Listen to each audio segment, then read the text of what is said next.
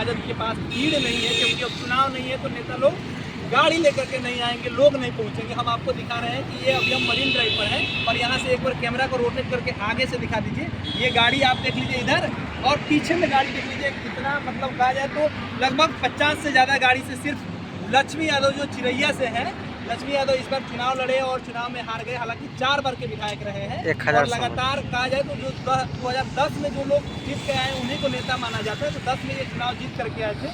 हम इनसे जानना चाहते हैं कि 25 सीट पर सिमटने के बावजूद इतना ताकत लगा करके आप जिस पार्टी के लिए उन्हें ताकत लगा रहे हैं, क्या जरूरत है अभी से पैसा खर्च करने का? हम लोग नीति और सिद्धांत पर चलने वाले थे। आज जो हम लोग कर्पूरी ठाकुर जी का पुण्यतिथि मनाए हैं और 38वां पुण्यतिथि हमारे राष्ट्रीय कार्यकारी अध्यक्ष तेजस्वी यादव के नेतृत्व में हम सभी लोग इकट्ठे हुए हैं। तो हम लोग सिद्धांत का राजनीति करते हैं। कर्पूरी जी ने जो गरीब गुरबा शोषित पीड़ित अकलियत के लिए जो मिसाल कायम किया था, लड़ाई लड़ी थी, उन्हीं के पद चिन्हों पर चल करके आगे उनके अनुयायी के रूप में लालू यादव आए और लालू यादव के बाद तेजस्वी यादव आज आए हैं। चुनाव जीतने हारने से कोई मतलब नहीं है। हम लोग संगठन हम लोग का बरकरार है और आम जनमानस में हम लोगों का पकड़ है। इसलिए हम सभी लोग आज 50 गाड़ी से ज़्यादा लेकर बस भी है हम लोगों का, अरे बस भी है 2000 की संख्या में है। तो इसलिए हम लोग आकर के आज यहाँ कार्यक्रम कर्पूरी जी को लेकर के वो लोग कहते हैं कि आप लोग तो ढोंग करते हैं उनके नाम पर। कर्पूरी जी के तो भारत रत्न हम लोग देते हैं, ये लोग कर्पूरी जी को कहाँ कुछ किया? कर्पूरी जी को भारत रत्न वे लोग दिया, बीजेपी के लोग दिया। लेकिन कितना मजबूरी में दिया, जब लोगों ने उन्हें जननायक का दर्जा दे दिया तब उन लोगों ने मजबूर होकर के देखा कि भाई कर्पूरी जी को हम लोग आगे नहीं करेंगे और भारत रत्न नहीं देंगे तो हम लोग के नाम पर कोई रोने वाला नहीं है। वही बीजेपी के लोग, इतिहास गवाह है कि जब आरक्षण आया था, आरक्षण कर्पूरी जी लगाए थे, मुख्यमंत्री बने थे, तो क्या क्या उनको भदी भदी गालियाँ दे रहे थे। वे लोग रोड पर उतरे थे और भदी भदी गालियाँ दे रहे थे, बोल रहे थे कि आरक्षण कहाँ से आई, कर्पूरिया के माई भी आई, ऐसा ऐसा भदी गाली देता था लोग। और आज वही जब कर्पूरी जी के लोग जगह है, गांव गलियारों से जब जगह है, वो लोग भी मजबूर हुआ है।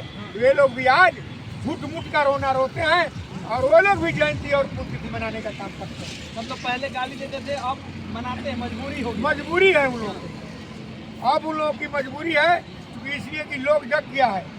पिछड़ा पावे 100 में 60, इसलिए पिछड़ा आज जग गया है। अब उससे भी बढ़ करके हमारे जगदेव बाबू ने कहा था कि 100 में 90 शोषित है, 90 भाग हमारा है। इसलिए हम लोग 90% लोग जो शोषित पीड़ित अकलियत जो थे तो सभी लोग गोलबंद हो गए। और जब गोलबंद हो गए तो उन लोगों को भी मजबूरी हो गई कि ढकोसला करके और अपना जो गाली दिया है उसे पचाने के लिए भारत रत्न दिया। और वे लोग भी आज जयंती और पुण्यतिथि मनाते हैं। इसलिए जो कर्पूरी जी के मानने वाले लोग हैं उन लोगों का एक तरह से जीत है और हम लोगों का मनोबल इसलिए आई है। आप जिनका नाम लिया अभी जगदेव बाबू का आज से 5-7 दिन पहले बीजेपी के दफ्तर के बाहर नागमणि कुशवाहा जो जगदेव बाबू के बेटे हैं, उन्होंने पोस्टर लगाया था और उस पोस्टर को बीजेपी के कार्यकर्ता ने फाड़ दिया ये कहा करके कि इसकी इतनी मजाल हो गई कि बीजेपी के दफ्तर के बाहर में जगदेव बाबू का पोस्टर लगा देगा। नागमणि जी का हम जानते हैं, वे हम लोग के साथ ही MLA रहे, उनकी पत्नी भी रही है और इसलिए हम लोग बहुत अच्छे तरह से जानते हैं। वे जगदेव बाबू के लायक संतान नहीं है, वे नालायक संतान है। इतना हार्ड नहीं बोलना चाहिए, इतना हार्ड बोले ही नहीं बोले क्योंकि वह कुशवाहा कोई समाज का लोग आपसे नाराज हो जाएगा। कोई नाराज नहीं होगा। आज भी कुशवाहा जगदेव बाबू को मानता है, आज भी पिछड़ा मानता है, अकलियत मानता है। जगदेव बाबू ने कहा था कि अगली पंक्ति के लोग मारे जाएंगे, गोली खाएंगे, दूसरी पंक्ति के लोग जेल जाएंगे और तीसरी पंक्ति के लोग राज करेंगे।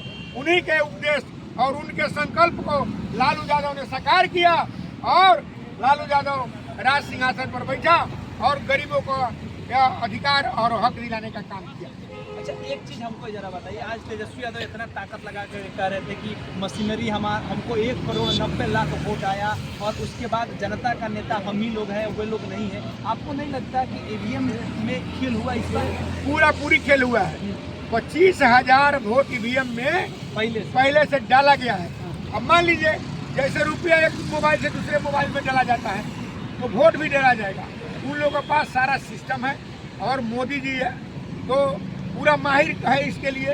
और अमित शाह पटना मुर्गा होटल में बैठे थे और सारा कार्य संचालन वही करवाए और 25,000 वोट हर ईवीएम में डाला गया।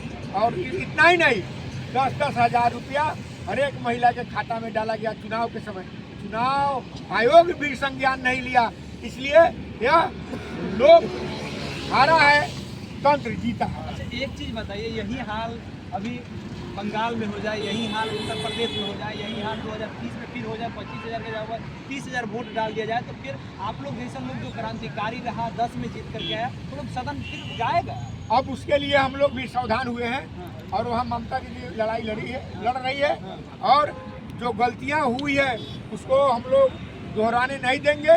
और बंगाल में भी हम लोग किसी भी कीमत में ममता दीदी के नेतृत्व में सरकार बनेगी, वहाँ भाजपा का पत्ता साफ हो जाएगा। भाजपा का पत्ता साफ हो जाएगा। अच्छा, पार्टी में कहता लोग कि बड़ी टूट हो गया है, कोई आपके पार्टी के विधायक कहता है कि भाई हम यूजीसी के सपोर्ट में हैं, कोई कहता है कि यूजीसी के विरोध में है।